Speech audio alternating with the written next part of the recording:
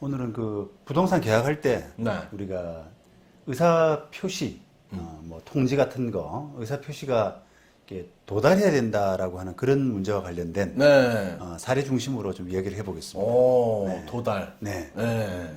조금 이제 뭐 의사 표시 도달주의 이런 이야기 간혹 우리가 했지 않습니까? 그렇죠. 네. 근데 이제 그게 실무상으로 또 얼마나 중요한가 그런 내용인데요. 네. 일반인들은 잘 모를 것 같아요. 잘 모르죠. 네, 그러니까 문자 띡 보내면 난 했어 이러고 그냥 진행할 수도 있으니까. 그렇습니다. 네. 네. 일단 뭐 사례를 한번 제가 들어보겠습니다. 네. 이게 이제 실제로 제가 이제 담당했던 사건인데, 음. 그 임대차 보증금 한 10억 정도로 해가지고 음. 임대차 계약을 했어요. 전세죠. 네. 그래서 계약금을 의뢰인이 이제 1억 받았습니다. 임대인입니다. 그런데 이제 나머지 9억을 이제 받을 날짜가 이제 왔는데 네. 세입자가 갑자기 이제 자기 사정이 바뀌었다면서 그거를 보증금을 못 내겠다고 뭐 그러면서 이제 뭐 1억 돈을 돌려달라 이런 식으로 이제 요구하는 거죠. 근데 이제 임대인 입장에서는 당연히 그 계약을 임차인이 자기 사정 때문에 위반했으면은 계약금을 몰수하고 그렇죠. 포기하고 네. 그렇게 정리를 해야 되는데 이 막무가내인 거예요. 돌려달라고. 계약금을 돌려달라 아니면 뭐 3분의 2 이상 돌려달라든지 그런 식의 이제 조금 무리한 요구를 하게 되니까 결국은 그 이제 계약을 해지하기 위해서 9억 안 낸 걸 이유로 해가지고 임대차 계약을 해지하기 위해서 상대방한테 통보를 했는데 뭐 최고하고 우리가 뭐 해지 통보하고 이런 절차를 밟잖아요. 네. 근데 상대방이 그때부터 아예 연락을 안 받는 거예요. 아, 전화도 안 받고. 전화도 문자도 안 받고. 받고 그래서 이걸 어떻게 해야 되나라고 이제 의뢰인이 이제 걱정하던 차에 이제 법률사무소를 찾아온 겁니다.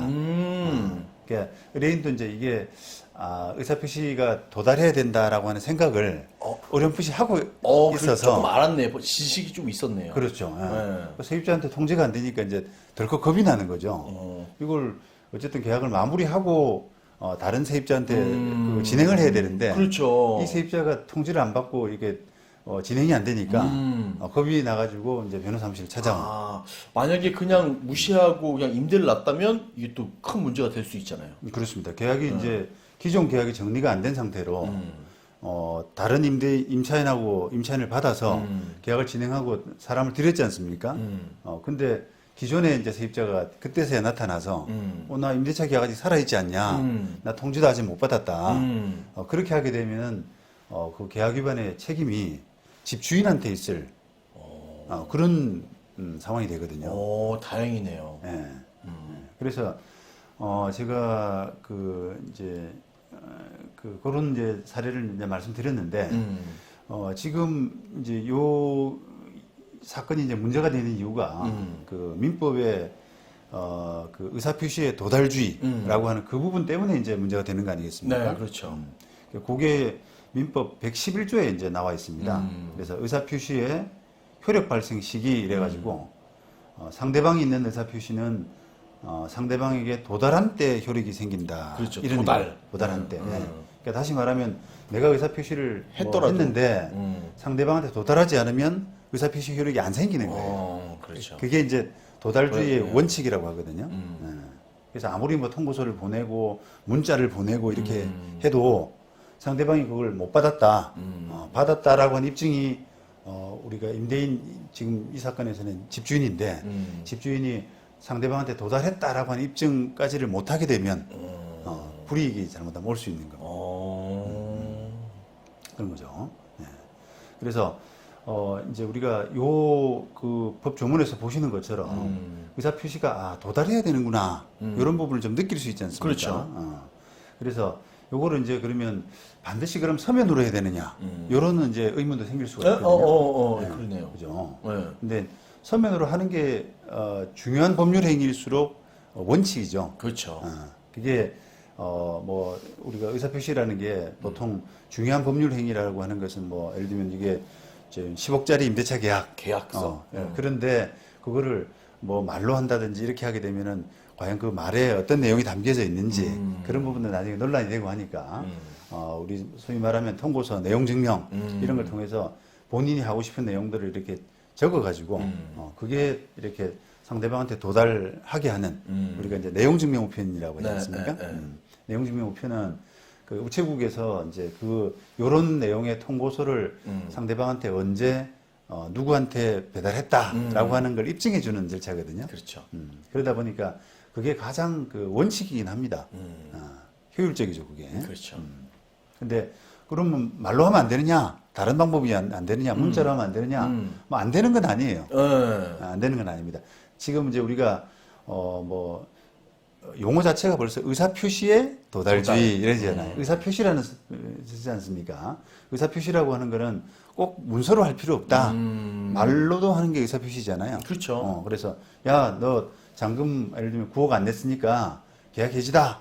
이렇게 하는 것도 상대방이 그래 미안하다 이렇게 해서 그 받았다는 것만 입증이 되면 말로 그것도 역시 마찬가지로 가능은 합니다. 가능은 한데 그게 이제 그 복잡한 계약일수록 안에 담겨져 있는 내용이 좀 많고요. 그러다 보니까 말로 하다 보면은 빠뜨리거나 또 말로 하게 되면 입증을 위해서 또 녹음도 해야 되죠, 그죠? 그걸 이제 이 사건에서 제가 그 수임을 해가지고 저희들도 그 일단 원칙적으로 통고서 써서 변호사 명의로 해서 내용증을 보냈는데 역시나 안 받더라고요. 몇 번 했는데도 안 받아요. 그래서 결국 어떻게 했냐라고 하게 되면 찾아갔습니다. 의뢰인보고 찾아가라 그랬어요. 집은 어딘지는 아니까요.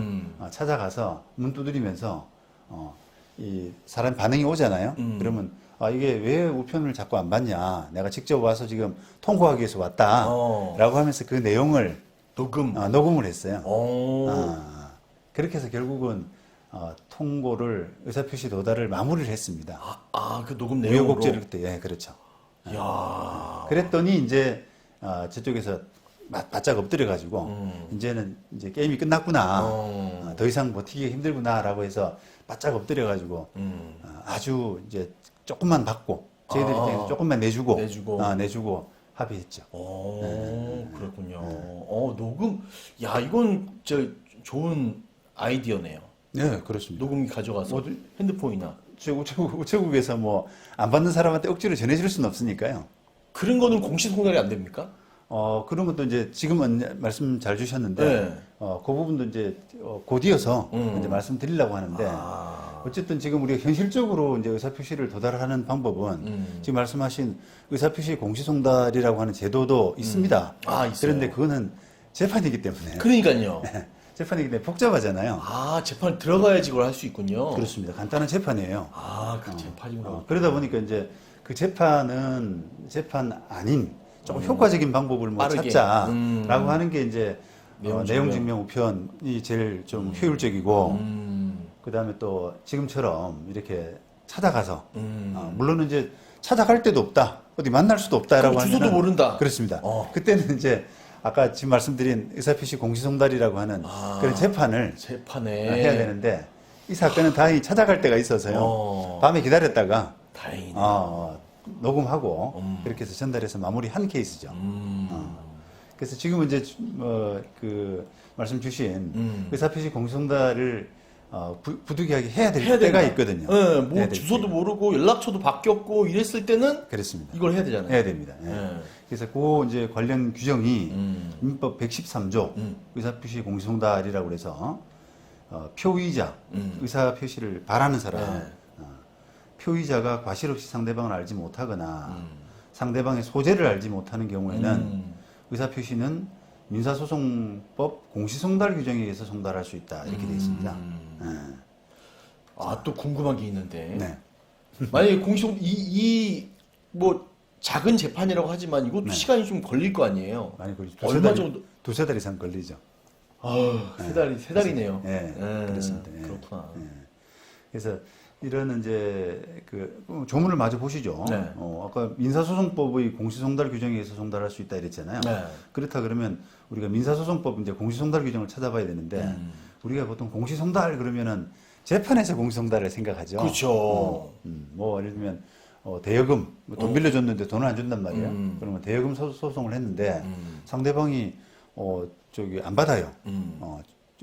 보통은 이제 뭐 우리가 송달이 안 되게 되면 초본을 좀 뗄 수 있거든요. 피고 초본을 상대방 초본을 법원에 힘을 빌려 가지고 초본을 떼서 주소 보정을 하는데 네.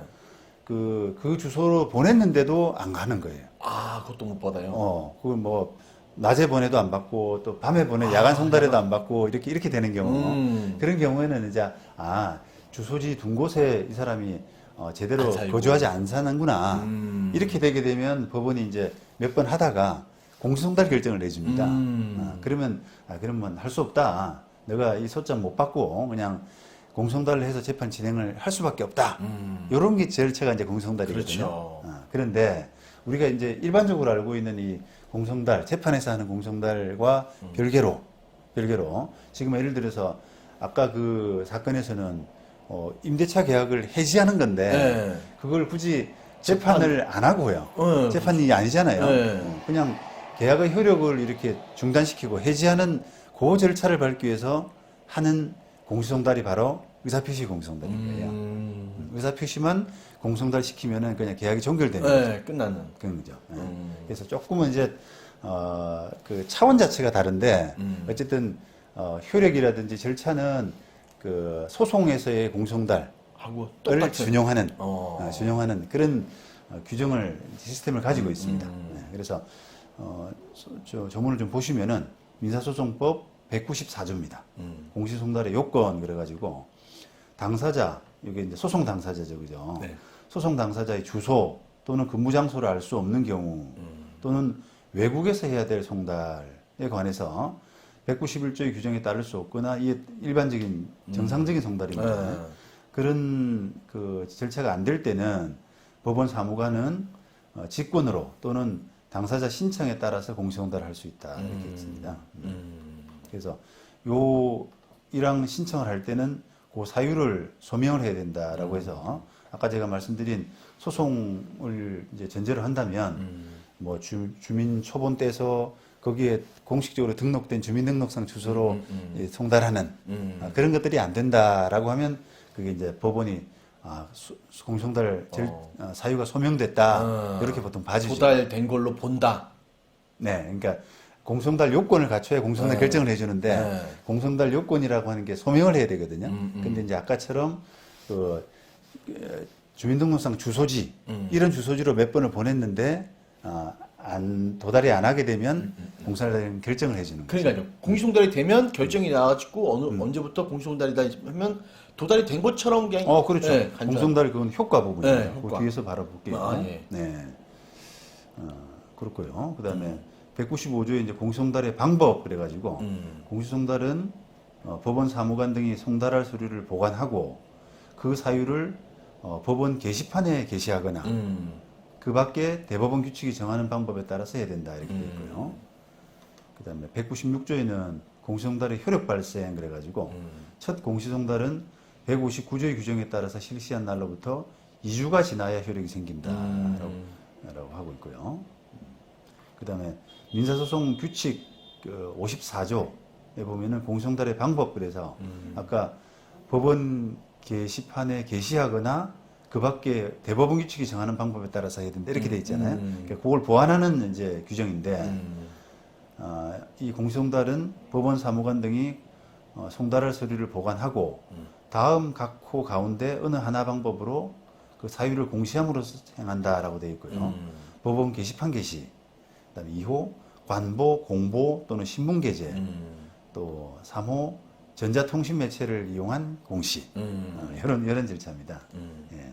그래서 이제 그런 의사표시 공시송달도 절차도 있다라는 부분도 좀 염두에 두고 계셔야 돼요. 그러니까 뭐 어떤 방법이 있으니까 다 처음에는 뭐 문자하고 전화하고 하지만 그다음에 내용 증명 보내고 그다음에 안 되면 찾아가고 안 되면 의사표시에 대한 공시송달이 있다. 네, 그렇죠. 네. 그런데 이제 그런 아까 우리가 그냥 사인간에 임대차 계약을 해가지고 뭐 보증금을 안 줘서 아까 찾아가서 녹음하고 이런 것도 말씀드렸는데 그거는 그냥 어떻게 보면 의사표시를 그 공송달이 아니라 구두상으로 그냥 하는 방법이잖아요. 네. 근데 지금 의사표시 공송달 같은 경우는 그러면 어떤 경우에 많이 쓰느냐라고 하면은 예를 들면 우리가 분양 계약이라 생각해 보시면 돼요. 어. 분양 계약, 상가 분양 계약을 했는데 그 수분양자 분양 받은 사람이 많을 것 같아. 수분양 받는 사람이 돈을 못 내고 그렇죠. 그렇다고 이게 계약금도 떼기 싫고 요즘처럼 딱 이제 떨어져가지고 이제 예. 받기 싫을 때, 예. 분양 받기 싫을 예. 때. 그러면 딱 이제 분양회사하고 연락을 끊어버립니다. 통지를 아예 안 받는 거죠, 아예. 그렇게 되면 분양회사가 이게 옛날에는 그냥 잘 모르고 이 사람 마음이 없는가 보다. 이제 10% 뜯기고 말겠구나. 마음 떠났나 보다라고 해서 그냥 재분양을 해버려요. 그 점포를. 그런데 나중에 딱 그 수분양자가 나타나서 이거 내 아직 계약 살아 있는데 왜 딴 데다 했어? 나 잠깐 놀러 갔다 왔는데. 그렇습니다. 예. 그렇게 해가지고 시비를 걸고 이제 분쟁이 생기는 경우가 있거든요. 와, 이 법을 아시는 분이다. 그렇죠. 그러다 보니까 이제 그런 경우가 많이 생기다 보니까 요즘 분양회사들도 이런 그 분양 계약을 해지하는 과정에서 의사표시 공성달을 많이 해요.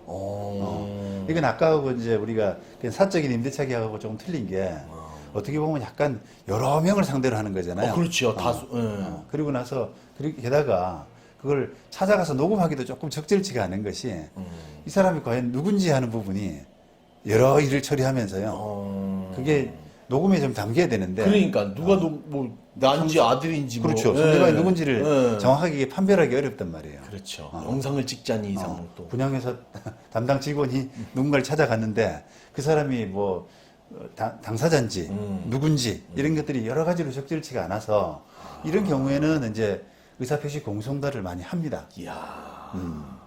그렇죠. 상황이 또 그럴 법하죠. 그죠? 네, 완전 좋은데 오피스텔 상가 뭐 이런 분양하는 사람들한테. 그렇습니다. 네. 그러면 이제 어쩔 수 없이 그런 절차에서는 한 2, 3개월 걸리더라도 의사표시 공성달로 그냥 안전하게 좀 공식적으로 이렇게 이제 해결하는 것이 맞는 거예요. 네. 그래서 각자 이제 그 계약의 상황에 맞게끔 적절하게 그런 활용을 하실 필요가 있습니다. 야, 이건 일반인들은 잘 유익 있게 들어야 될 것 같아요. 네, 그렇습니다. 네. 자, 그러면 이제 또 한 가지 이제 제가 말씀드리고 싶은 게 그러면 꼭 이게 의사표시가 도달돼야만 되느냐? 도달을 안 시키고 서로 합의해서 조금 이렇게 간소하게 계약을 마무리할 수 있는 방법은 없느냐라고 하면 있습니다. 그 방법이. 그러니까 이게 의사표시 도달주의라고 하는 것이 민법의 원칙이긴 한데요. 그게 당사자 간의 합의로서 바꿀 수 있습니다. 예를 들면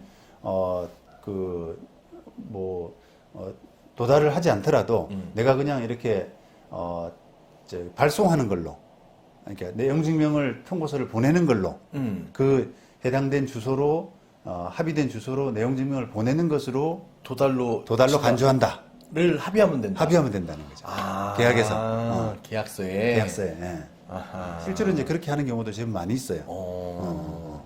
특히 이제 뭐 법인하고 이렇게 뭐 계약할 때 법인의 본점 주소지로 뭔가 통보서를 보내는 것으로 도달한 걸로 간주한다.